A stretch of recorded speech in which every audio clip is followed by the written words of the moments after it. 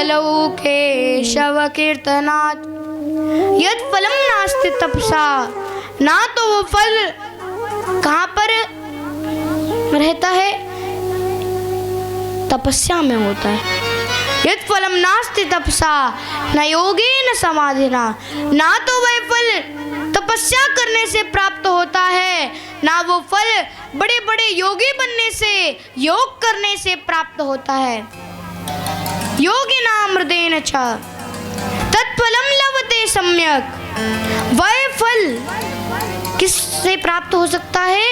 श्रीमद् भागवत कथा से प्राप्त हो सकता है। और ऐसे ही श्रीमद् भागवत कथा को आप श्रवण कर रहे हैं, क्योंकि जैसे ही नारद मुनि देखते हैं कि कलयुग आ चुका है और कलयुग में सभी जितने भी लोग हैं, सन्यासी हैं, भक्त हैं, सब पाखंडी बन गए। सन्यासी गृहस्थ बन के अपना घर बनाकर बैठ गए। मंदा सुमंद मतयो मंद भाग्या उपाद्रता, लोग बड़े मंद हो गए हैं, ईर्ष्यालु हो गए हैं और बड़े ही आलसी हो गए। और यदि इससे पार होना है तो अब मैं तो इस पृथ्वी को पुण्य स्थली समझ के आया था, किंतु यहाँ पर तो सब पाखंडी हो चुके हैं। अब क्या करें? ऐसे ही यहाँ पर सौनकादि ऋषि, 88,000 ऋषि सूत गोस्वामी से भी प्रश्न करते हैं कि नैमिषे सूतमासीनम अविवाद्य महामतिम कथामृत रसस्वाद कुशलो शौनको ब्रवीत अज्ञानध्वंत विध्वंस कोटि सूर्य समप्रभा सूथाख्या हि कथा सारम मम कर्ण रसायनम। कहते हैं कि हे सूत गोस्वामी, आप परम प्रवीण हैं, भागवत कथा को, भगवान की कथा को बहुत अच्छे से जानते हैं, आप रसिक हैं और हमारे हृदय में बना हुआ जो अंधकार है उसको दूर करने में आप करोड़ों करोड़ों सूर्य के समान हैं। क्योंकि सूर्य जो होता है वो केवल साधारण जो अंधकार होता है उसे दूर करता है, किंतु जो अंदर का अंधकार है वो केवल सूत गोस्वामी ही कर सकते हैं।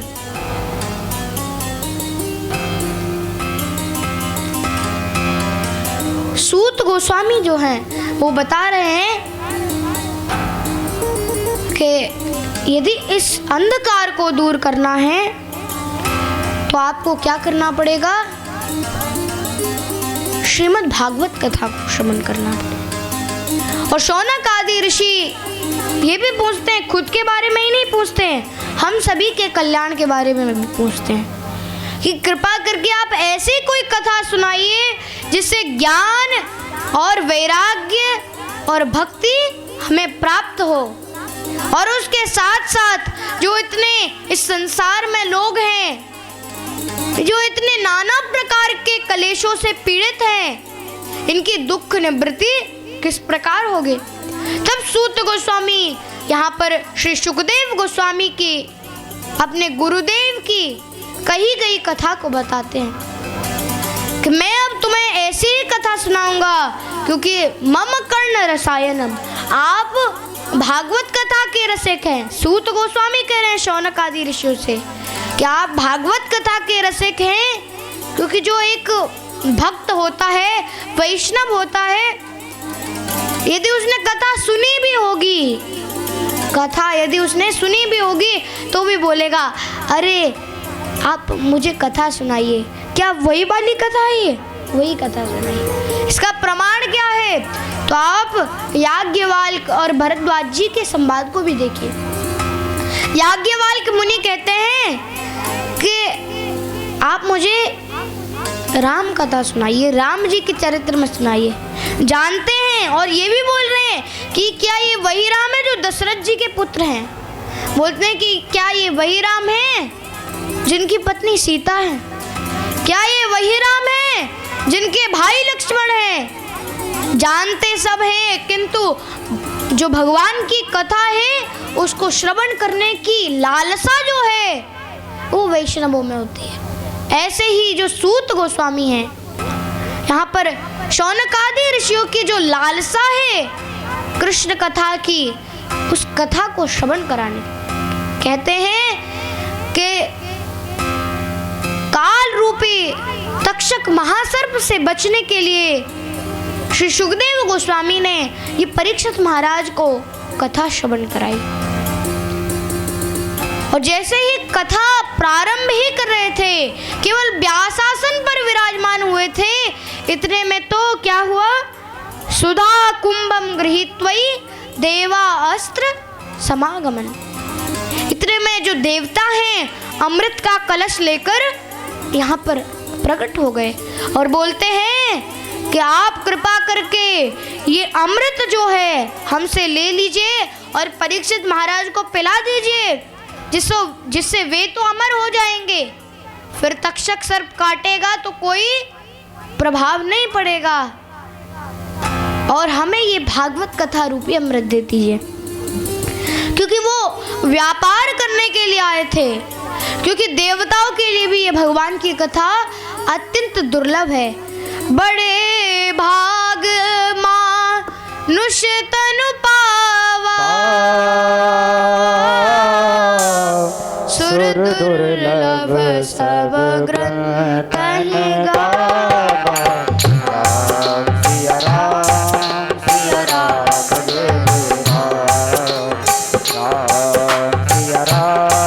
सिया राम जय राम। बड़े भागवान नस तन पावा, सुर दुर्लभ सब ग्रंथ गावा। राम सिया राम जय जय राम। राम सिया राम जय जय राम। राम सिया राम जय जय राम। बड़े भाग्य मनुष्य तनु पावा, ये मनुष्य शरीर मिला है किसी लिए, भगवान की कथा को श्रवण करने के लिए, और ये कथा देवताओं के लिए भी बड़ी दुर्लभ है, देवताओं के लिए भी बड़ी दुर्लभ है। जैसे ही सुखदेव गोस्वामी ये सुनते हैं तो बड़े हंसने लगते हैं, कहते हैं कि अरे आप क्या व्यापार करने आए, चलो देवता आकर बैठ भी जाते कथा में तो भी सुखदेव गोस्वामी रोकने वाले नहीं थे, किंतु वो तो व्यापार करने आए थे, प्राइवेट। बोले कि आप ये अमृत उनको पिला दीजिए और ये कथा अमृत हमें पिला दीजिए, क्योंकि ये जो कथा का अमृत है ये अमृत से 100 गुना क्या, हजारों गुना ज्यादा श्रेष्ठ है।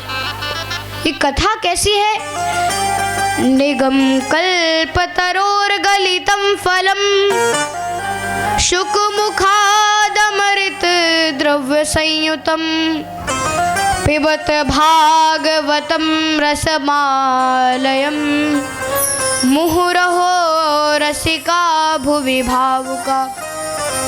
बोलते हैं निगम ये वैदिक साहित्य है, कल्पतरोर गलितम फलम, ये कल्पतरु वृक्ष के समान है, कल्पतरोर गलितम फलम, शुक मुखाद, ये सुखदेव गोस्वामी के मुख से निकला है।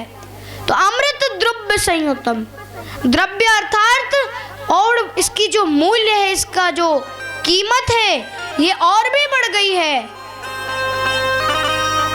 अमृत द्रव्य संयुतम, अमृत से बहुत ज्यादा है, इसीलिए यहाँ पर देवता ये व्यापार करने आए।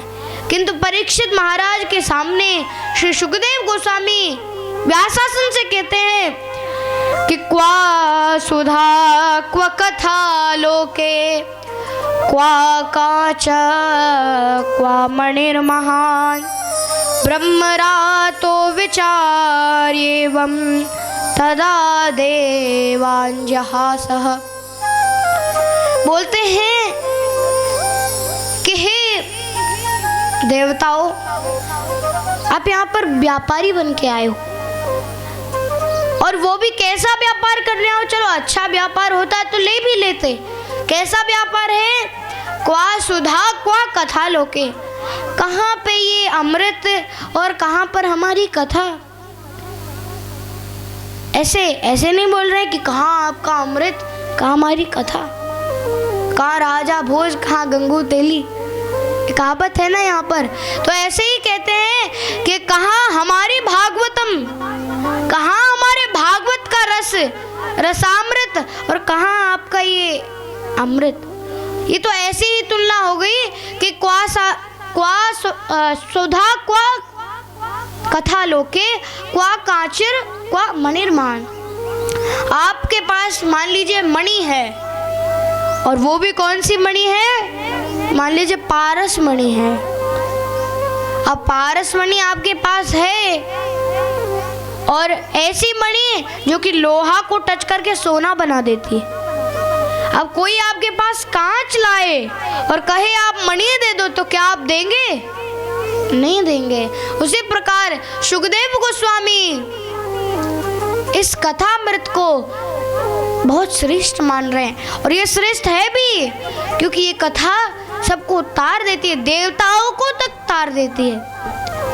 और देवता जो हैं, देवता जब आते हैं ऐसे बोलते हैं, शुकदेव गोस्वामी भगा देते हैं उनको, अभक्त जानकर भगा देते हैं, कथा अमृत नहीं देते हैं।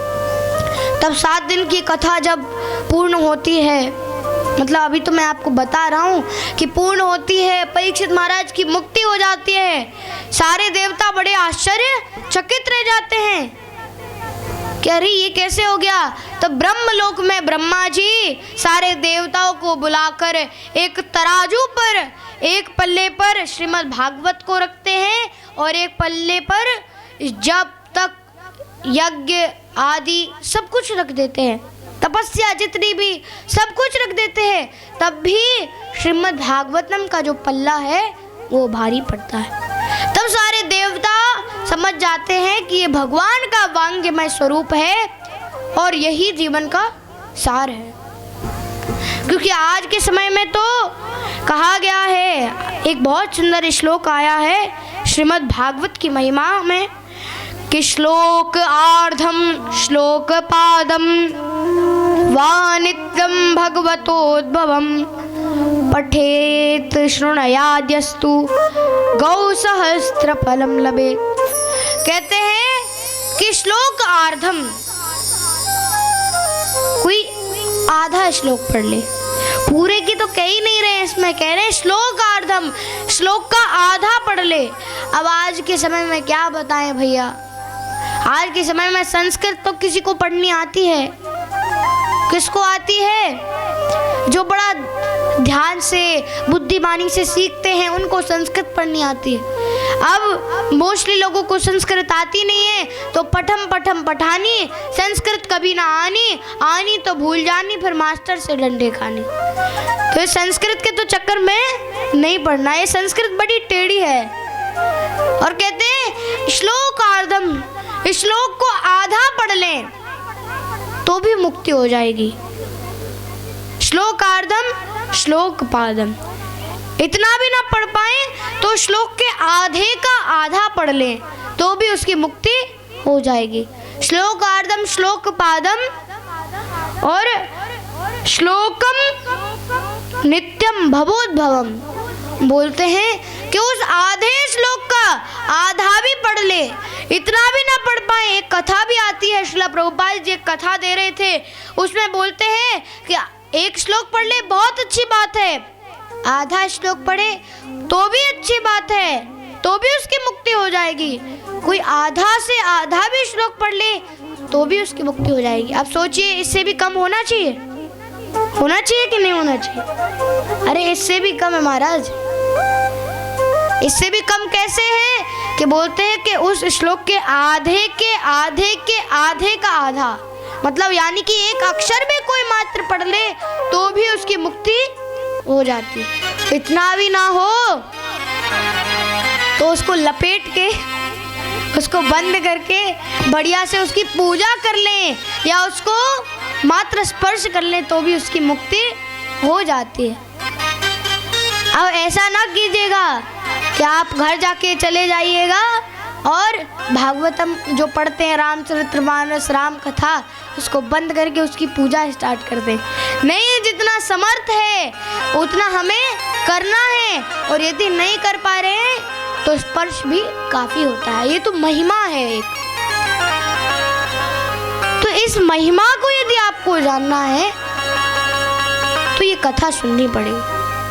तब जैसे ही सभी देवता इसकी महिमा को जान लेते हैं, तब श्री सूत गोस्वामी बोलते हैं कि अब मैं आपको एक ऐतिहासिक कथा सुनाता हूँ जो कि बड़ी ही प्रचलित है। क्या है? उस कथा को हम श्रवण करते हैं। कहते हैं कि एक दिन नारद जी इस पृथ्वी को पुण्यस्थली मानकर इस पृथ्वी पर गए, किंतु घूमते घूमते घूमते घूमते मतलब सारी स्टोरी हो गई। लास्ट में बद्री का आश्रम में बड़े उदास खड़े हुए थे। तब वहाँ पर बद्री का आश्रम में जो चतुर कुमारगण हैं, सनक, सनंदन, सनत कुमार और सनातन, ये चार जो ब्रह्मा जी के पुत्र हैं, ये चारों वहाँ पर सत्संग कर रहे थे। अब नारद जी को देखा कि नारद जी तो बेचारे ब्रह्मचारी सन्यासी, और उनको फिर ना तो वो गृहस्थ, ना उनके बच्चे हैं, ना पत्नी है, तो फिर उनको इतना दुख क्यों हो रहा है, उदास क्यों है? जरा पूछ के तो आओ। पहले के जमाने में क्या होता था, सोचते थे कि जरा पता लगाओ कि बगल वाला दुखी क्यों है, पड़ोस वाला दुखी क्यों है। आज सोचते हैं कि जरा पता लगाओ कि बगल वाला सुखी क्यों है। अगर सुखी है तो कैसे उसको दुखी किया जाए। पर दुखे दुखी, पर सुखे सुखी। यदि कोई दुखी है तो हमें सुखी होना है। कोई है, अरे मैं क्या बोल रहा हूँ, कोई दुखी है तो हमें दुखी होना है, कोई सुखी है तो हमें सुखी होना है। ऐसा नहीं है कि कोई दुखी तो हम सुखी, कोई सुखी तो हम दुखी।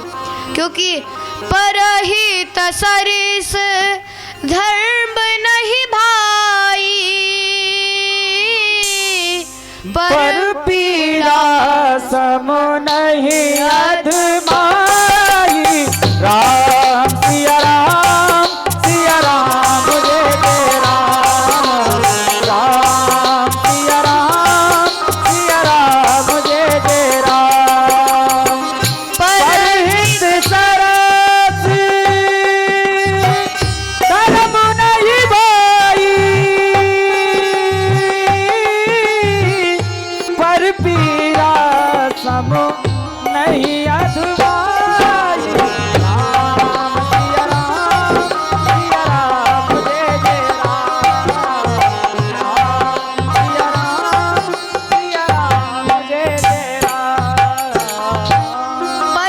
सरिस धर्म नहीं भाई। हमें किसी दुख पर, किसी के दुखी होने पर सुख नहीं होना, ये हमारा धर्म नहीं है। हमारा धर्म क्या है? पर पीड़ा नहीं आजमाई। यदि कोई दुखी है तो उसे दुखी होने के बावजूद भी हमें भी दुखी होना है। ऐसा नहीं है कि हमें सुखी हो जाना है। इसीलिए यहाँ पर कहते हैं, यहाँ पर बद्री का आश्रम में सोच रहे कि ऐसे दुखी क्यों हैं। तब पूछने लगते हैं कि हे नारद मुनि, आप बताइए आप इतने दुखी क्यों हैं। बोलते हैं कि आप बड़े दुखी लग रहे हैं, बताइए। तब नारद जी बोलते हैं कि रे महाराज, मैं अब आपको क्या बताऊं। मैं इस धरती को पुण्यस्थली मानकर आया था। क्या मान के आया था? पुण्य स्थली मान के आया था, किंतु यहाँ पर आया तो पाखंड ही पाखंड फैला हुआ है। और तब मैं वृंदावन से गुजर रहा था, जाते समय यमुना के तट से जा रहा था, तब मैंने एक युवती को देखा। एक युवती थी, उसके आस पास गोदी में 2 वृद्ध पड़े हुए थे। अब मैंने सोचा कि अब क्या है, जब ऐसा पूरा संसार ही ऐसा है तो इनकी भी कोई प्रॉब्लम होगी। तो मैं तो जा रहा था, इतने में वो युवती चिल्लाती हुई बोलती है, भो भो साधु क्षणं तिष्ठति मत चिंताम अपि नाशया दर्शनम तव लोकस्य सर्वपारम परम।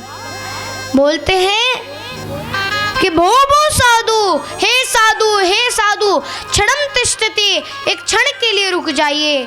भो वो साधु क्षणं तिष्ठति मत चिंताम अपि नाशया, मेरी जो चिंता है उसको नाश कर दीजिए, उसको नष्ट कर दीजिए, मेरी चिंता को नष्ट कर दीजिए।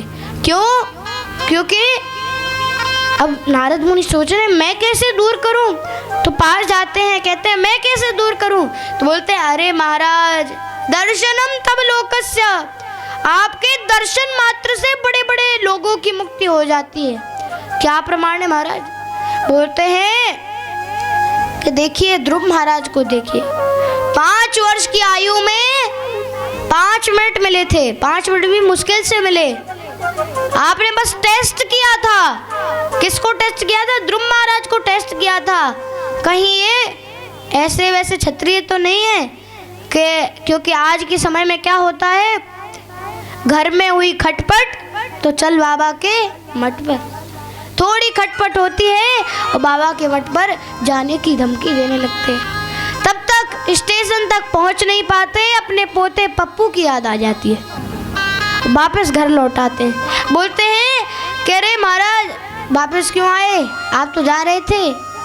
तो बोले अरे वो तो मैं इसीलिए आ गया, मेरा पोता पप्पू बड़ा रोता, इसीलिए पूरा घर भर देता, इसीलिए मैं वापस आ गया।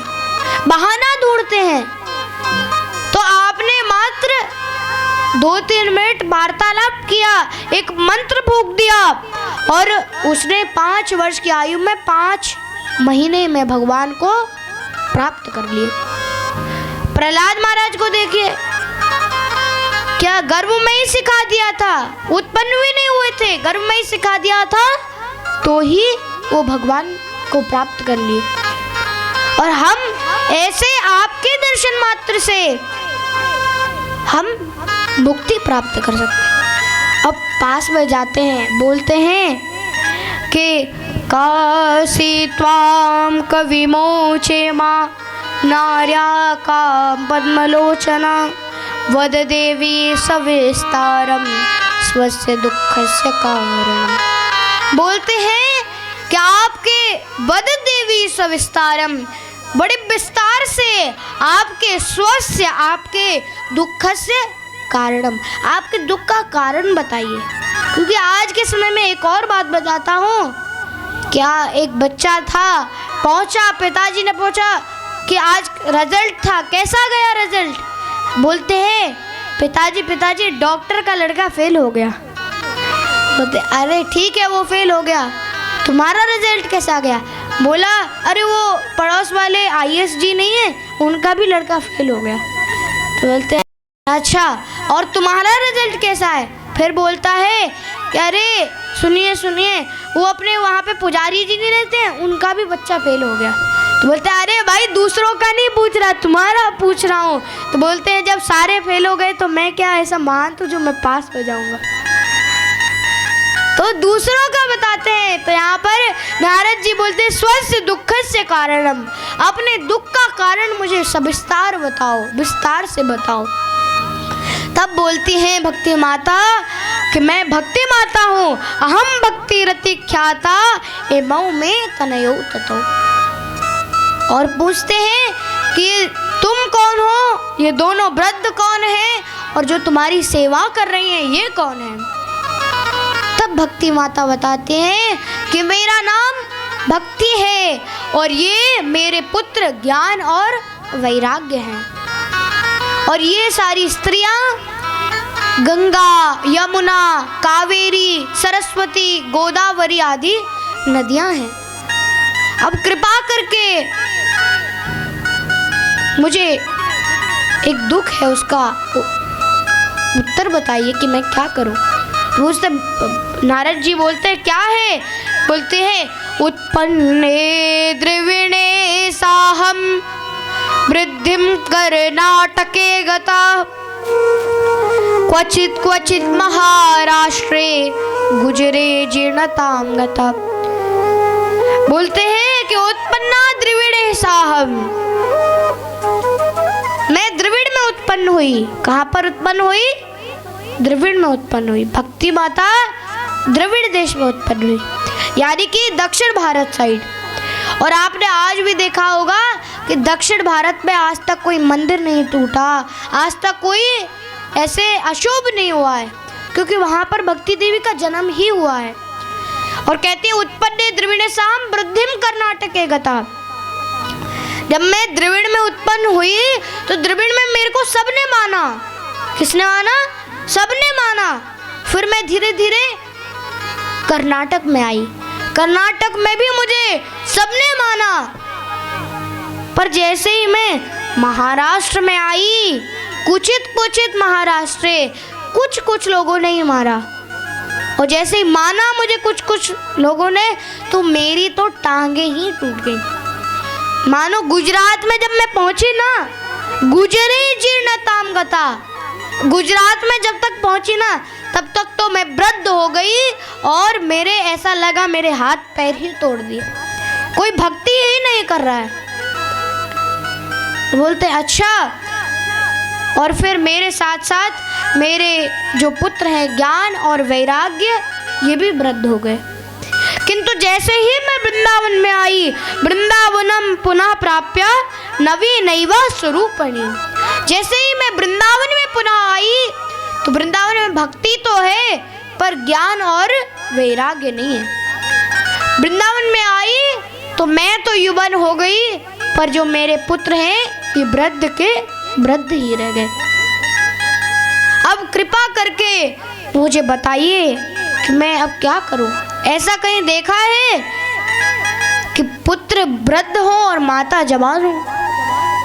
तब ऐसे मैंने बड़े बड़े ऋषियों से पूछते पूछते आया, किंतु कोई इसका उत्तर नहीं बता पाया। किसी किसी के पास जाता तो कोई तो ये सुनता, अरे वेद पाठ, क्योंकि नारद जी ने सारी गीता, भागवत गीता का पाठ और जितने भी पुराण उपनिषद उनका पाठ कर दिया, फिर भी बार बार ये ज्ञान वैराग्य उठते और जमाई लेकर फिर सो जाते। हम जमाई लेकर सो जाते हैं क्यों? क्योंकि भजन में भी लिखा है, बहुत सुंदर भजन है, भजो रे मन प्रेम से राम रघुरैया, भजो रे मन प्रेम से राम रघुरैया, भजो रे मन प्रेम से राम रघुरैया, भजो रे मन प्रेम से राम रघुरैया, भजो रे मन प्रेम से राम रघुरैया। मरा मरा कह वाल्मीकि जी बन गए ब्रह्म गुसैया, ओ मरा मरा कह वाल्मीकि जी बन गए ब्रह्म गुसैया, मरा मरा कह वाल्मीकि जी बन गए ब्रह्म गुसैया, मरा मरा कह वाल्मीकि जी बन गए ब्रह्म गुसैया, झूठे बेर से सबरी कर गई पीछा पुरानी कटैया, झूठे देर से सबरी कर गई, झूठे देर से सबरी कर गई बिछा पुराण चटैया, भजो रे मन प्रेम से राम रघुरैया, भजो रे मन प्रेम से राम रघुरैया, भजो रे मन प्रेम से राम रघुरैया। भोजन करत तिन तिन बिरिया मिसरी दूध मलैया, भोजन करते तिल तिल बुरिया, दिन करत सुनैया, भोजन करत तिन तिन बिरिया मिसरी दूध मलैया, भोजन करता बिन बिन बिरिया मिश्री दूध मलैया। यहाँ पे क्या बोल रहे हैं कि यहाँ पे ये नहीं बोल रहे, भगवान के बारे में नहीं है। यहाँ पे पहली लाइन ही ये है कि भोजन करते तीन तीन बिरिया, मतलब हम तीन बार प्रसाद खाते हैं, 3 बार भोजन भजन 1 बार, उसमें भी आते हैं झंझट 1000, बहुत झंझट आते हैं। इसलिए कह रहे हैं कि 3 बिरिया आता, 3 बार हम भोजन खाते हैं, किंतु क्या करते हैं, क्या खाते हैं, मिश्री खाते हैं, दूध खाते हैं, मलाई खाते हैं, कितने सारे 56 प्रकार के भोजन खाते हैं, किंतु राम भजन में क्यों अलसाते। कहते हैं कि राम भजन में तुम क्यों अलसा रहे हो, क्यों आलस खा रहे हो। यदि राम भजन में आलस खाओगे तो फिर पूरे जीवन में आलस ही खाते रह जाओगे। इसलिए कहते हैं कि राम भजन में क्यों अलसाते, ये तुम्हारा कार्य नहीं है, तुम्हें राम भजन में अलसाना नहीं है, आलस नहीं खाना है। किंतु कलयुग में तो कहते हैं भाय कुभाय अनख आलसहु, नाम जपत मंगल दिस रहसहु। राम सिया राम जय जय राम, राम सिया राम जय जय राम। अब इस प्रकार जब सारी कथा को श्रवण कराते हैं, तब सारे जो चतुर कुमारगण हैं कहते हैं कि अरे बस इतनी सी बात, इसके लिए तो आप क्या कीजिए, सत्कर्म कीजिए। अच्छा सत्कर्म कीजिए, तो सत्कर्म करते हैं, बताइए क्या सत्कर्म करें। बोलते हैं कि श्रीमद् भागवत वाचन कुरु, श्रीमद् भागवत की कथा को कीजिए। तब बोलते हैं किस स्थान पर करें, तो नोट कराते हैं डायरी में कि हरिद्वार में गंगा के तट पर आप श्रीमद् भागवत कथा को प्रारंभ कीजिए। तो नारद मुनि कहते हैं कि ठीक है, मैं आपकी चारों आसन तैयार कर दूंगा, आप चारों ऋषि आइए और कथा सुनाइए। तो कहते हैं ठीक है, ऐसा करते हैं। तब गंगा के तट पर जाते हैं, और अब उस समय सिंहासन वगैरह तो थे नहीं, तो बालू जो थी ना, बालू के ही 4 गद्दियाँ बना दी, बालू को जोड़ कर गद्दियाँ बना दी। और जैसे ही सौनिक आदि सनकादिक ऋषि आए, जैसे ही कथा प्रारंभ की, तैसे ही वहाँ पर जो सोए हुए वृद्ध ज्ञान और वैराग्य थे, वो क्या होने लगे, जागने लगे। और जाग कर इतना ही नहीं, बल्कि जागने के साथ उठ के नाचने लगे, और नाचते नाचते झूमने लगे। आप भी क्या झूमना चाहते हैं? कैसे भक्ति महारानी जा रही हैं अपने दोनों पुत्रों को लेकर, झूमते झूमते नाचते नाचते हरिद्वार में गंगा के तट पर पहुंच जाते हैं। और वहां पे बहुत सुंदर भजन चल रहा था। तो चलिए हम भी मन के भाव से खड़े होकर तालियां बजाते हुए और भगवान का गाते हुए संकीर्तन और भक्ति महारानी की लीला में चलते हैं।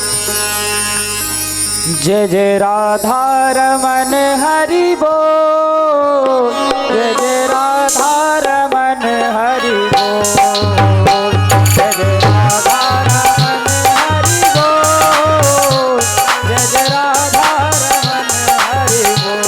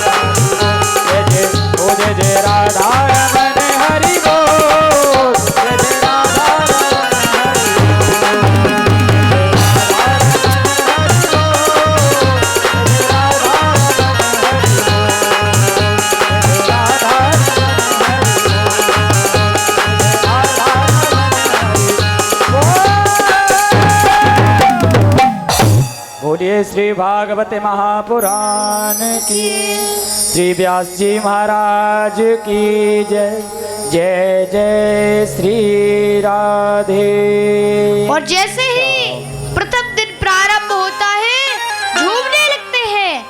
अभी तो व्रत है, किंतु जैसे ही 7 दिन पूर्ण होते हैं तो 7 दिन होते होते ज्ञान और वैराग्य यवन हो जाते हैं, जवान हो जाते हैं और भगवान का कीर्तन गाने लगते हैं। ये भगवान के संकीर्तन में, भगवान के नाम में इतनी शक्ति होती है कि जो भी इसको सुनता है, जो भी इसको बोलता है, पढ़ता है, करता है, तो क्या होता है, वो भी जवान हो जाता है।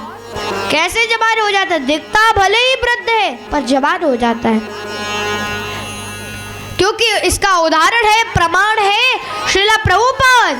श्रीला प्रभुपाद जो कि 70 वर्ष की आयु है, 70 वर्ष की आयु में हम खटिया पे बैठे बैठे पत्थर देते रहते हैं कि अरे बस हो गया जीवन, अब नहीं उठना। पर श्रीला प्रभुपाद जी 70 वर्ष की आयु में तो प्रारंभ किया उन्होंने और 7 साल में वो कर दिखाया। 14 बार पूरे विश्व की परिक्रमा कर दी और एक ऐसा कार्य करके दिखा दिया जो पूरे विश्व में कोई व्यक्ति नहीं कर सकता। कैसे किया? क्योंकि जैसे ही इस भागवत कथा को, भगवान की कथा को श्रवण किया तो श्रवण करने मात्र से वो जवान हो गए।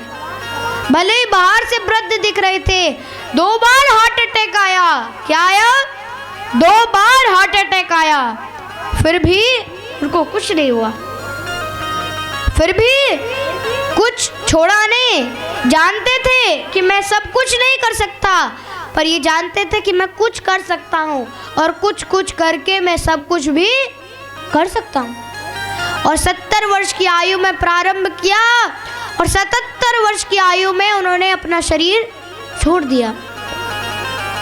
तो सोचिए 7 वर्ष में उन्होंने कमाल कर दिया, तो हम क्या नहीं कर सकते? हम कुछ तो कर सकते हैं।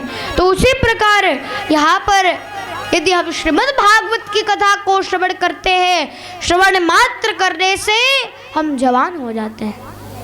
और आपके जो पुत्र हैं, पुत्रियां हैं, बच्चे हैं, तो वो क्या घर पे बैठ के ऐसे बैठे हुए हैं? वो क्या, आप तो जवान होते जा रहे हैं और वो वृद्ध होते जा रहे हैं। क्योंकि जितना बैठेंगे कथा में उतना लाभ होगा और जितना बैठेंगे फालतू उतना क्या होगा, इस संसार में फंसते जाएंगे। इसीलिए संसार से निकलना है तो क्या करें।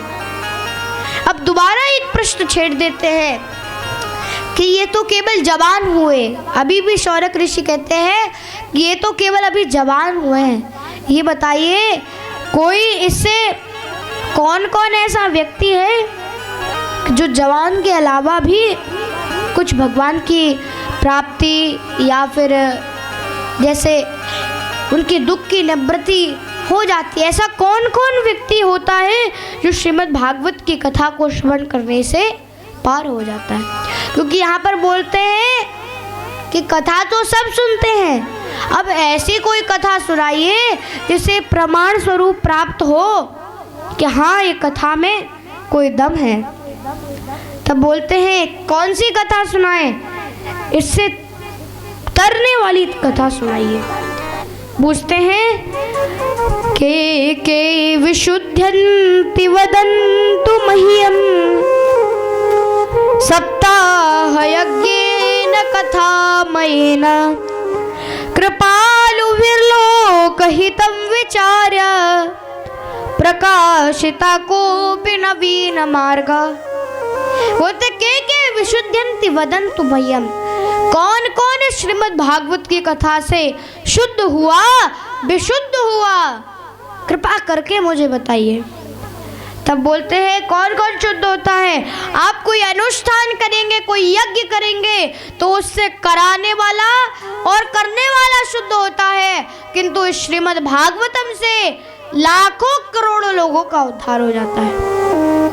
लाखों लोगों का उद्धार हुआ। इसीलिए ये भागवत जो है यहाँ पे बता रहे हैं कि ये मानवा पाप कृतस्तु सर्वदा सदा दुराचार विमर्गा क्रोधाग्नि दग्धा कुटिलाश्च कामिना सप्ताह यज्ञेन कलौ पुनन्ति ते। तो बोलते ये मानवा कृतस्तु सर्वदा सदा दुराचार विमर्गा। ऐसा एक व्यक्ति ये मानवा पाप कृतस्तु जिसने जीवन भर पाप किए हो, ये मानवा पाप कृतस्तु सर्वदा सदा दुराचार विमर्गा, जिसने हमेशा दुराचार किया हो, दुराचार ही दुराचार किया हो, सर्वदा सदा दुराचार विमर्गा क्रोधाग्नि दग्धा कुटिलाश्च कामिना। यदि कोई कुटिली हो, कामी हो, कैसा भी व्यक्ति क्यों ना हो, यदि वो सप्ताह की कथा को श्रवण करता है तो उसे भगवान धाम की प्राप्ति जरूर होती है। और आगे क्या कहते हैं, सत्य हीना पित्त मात्र दूषका। यदि कोई असत्य पे चलता है, सत्य पे नहीं चलता है, पिता माता की अवज्ञा करता है। क्यों? क्योंकि पहले के जमाने में क्या होता था, मात पिता गुरु प्रभु की वाणी बिनहि विचार करहि शुभ जानी। मात पिता गुरु प्रभु की वाणी, माता पिता गुरु और प्रभु की वाणी को पहले अच्छा जान के मान लेते थे। आज के समय में क्या करते हैं, माता पिता गुरु प्रभु की वाणी जिनकी हमने कबहू ना मानी, कभी मानते ही नहीं है। जाते हैं, हाँ ठीक है दादाजी हो गया, ओके हरे कृष्णा। आज के समय में हम मांगते नहीं हैं।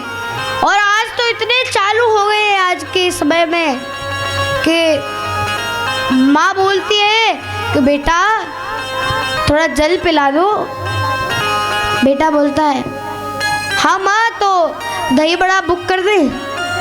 बोलते हैं पिज़्ज़ा बुक कर दे। बोलते हैं सैंडविच भी बुक कर देते हैं। अरे साथ में छोले भटूरे भी बुक कर देते हैं।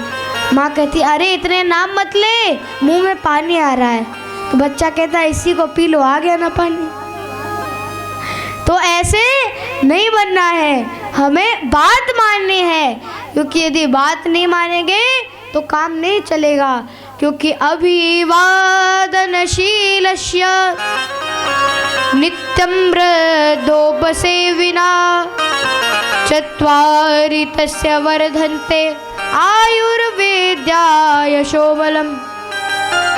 अभिवादनशीलस्य, यदि हम अभिवादन करते हैं, शीलस्य प्राणायाम परस्य च, अभिवादनशीलस्य अभिवादन करते हैं तो क्या बढ़ता है हमारा, नित्यम वृद्धोपसेवना, नित्य वृद्धोपसेवना। जो हमसे बड़े हैं या वृद्ध हैं उनका आदर करते हैं, उनकी सेवा करते हैं तो चत्वारि तस्य वर्धन्ते, हमारी 4 चीजें बढ़ती है। आयुर विद्या यशो बलम, हमारी आयु बढ़ती है। आयुर विद्या, हमारी विद्या बढ़ती है, हमारा यश बढ़ता है और हमारा बल बढ़ता है।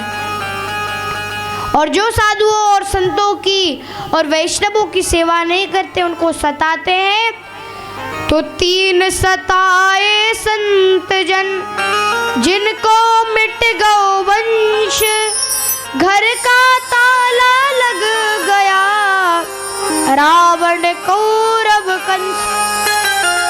बोलते कि 3 सताए संत जन, तीनों ने बहुत सताया संतों को, साधुओं को। कौन? रावण ने, कौरव ने और कंस ने। कौरवों ने भी बहुत सताया। तो तीनों का नाम लिया तो क्या हुआ, घर पे ताला लग गया, घर का ताला लॉक, और उनका वंश भी मिट गया। इसीलिए हमें साधुओं को सताना नहीं चाहिए। और यहाँ पे बताते हैं कि अब इसका प्रमाण क्या है, तो बोलते हैं तुंगभद्रा तटे नित्यम भूत पद्मनूपनम। कहते कि तुंगभद्रा नदी के तट पर एक